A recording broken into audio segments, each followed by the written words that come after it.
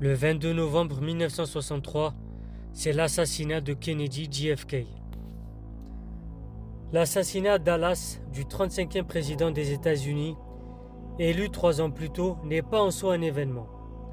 John Fitzgerald Kennedy ne fut pas le premier président américain tué au cours de son mandat. Abraham Lincoln inaugure en effet une série de 4 victimes. Mais cette fois-ci, les circonstances de l'attentat, la trajectoire de cette balle improbable qui traverse à plusieurs reprises le corps du président et celui du gouverneur Connally, la personnalité du meurtrier Lee Harvey Oswald, l'assassinat de ce dernier par Jack Ruby, enfin la figure charismatique et la politique contestée de Kennedy donnent à ce 22 novembre 1963 la couleur sombre d'un retournement tragique. En 1968, le procureur Jim Garrison élabore une théorie du complot fomentée par un certain Cléchot, homme d'affaires de Louisiane, impliquant réfugiés cubains, mafieux et anciens agents de la CIA. Maintenant, la symbolique de Kennedy. Le voyage à Dallas fait alors fonction des idées de Mars, de l'actualité contemporaine, de Sarajevo, du monde moderne, pour un François Ferdinand démocrate. Le symbole de la fatalité, du destin implacable. L'assassinat de Kennedy devient instantanément un véritable mythe.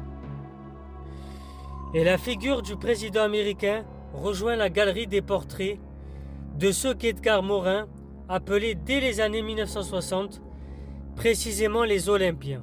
Qui étaient les Olympiens? Les Olympiens, c'étaient ces êtres éternellement jeunes, fixés par la mort précoce dans une image inaltérable de beauté et de réussite. Mais le mythe se nourrit aussi d'une part sombre. Le soupçon jamais dissipé et qui alimente encore les fantasmes collectifs des Américains, du complot, l'effroi enfin que suscite toujours la chute d'Icare. Rapidement avant de vous laisser, qu'est-ce que le mythe d'Icare? Donc l'image d'Icare, c'est qu'il veut s'approcher de trop près du soleil. Et donc ça peut signifier que vouloir à tout prix connaître quelque chose de secret peut être dangereux. Icare, en décidant de désobéir au conseil de son père, se retrouve puni. Même si je déteste, notamment la mythologie grecque, j'ai été obligé de vous en parler.